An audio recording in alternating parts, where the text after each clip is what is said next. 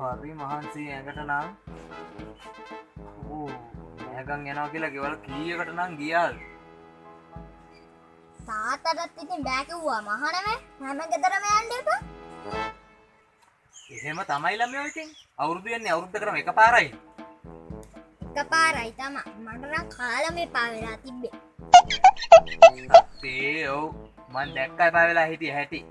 ඔබ කාපු විදිහට ඒ ගෙවල මිනිස්සු හිතන්නේ නැති අපි ගෙදර ඔබට කන්න දෙන්නේ නැහැ කියලා. එහෙම තමයි ඉතින් කන්න කියපුවා. නොකයින් එක හරි නෑනේ. හරි නෑ. ලැජ්ජාවේ බෑ.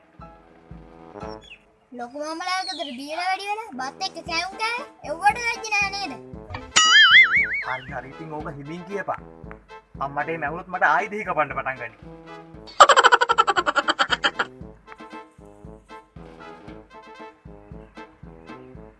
ඒක නෙමෙයි තාත්තේ. අවුරුද්දට නෑදෑයන්ගේ ගෙදරට ගිහපුවාම නෑදෑයෝ අපිට ගෙන ලොකුම බරුව දන්නවද? මට එහෙම කවුරුත් බොරු කිව්වා කියලා මතකයක් නෑ. ඇයියනේ සමහර කට්ටිය කෑමන හදිසියේ හැදුවේ රහයිද දන්නේ කියලා අහන්නේ. බං. ඇත්තනේ එන්න. සමහර ගෙවල් වලින් දීපු කෑම මෙලෝ රහක් නෑනේ. ඒකනේ කියන්නේ. ඔබටත් හිතෙන දේවල් නේද?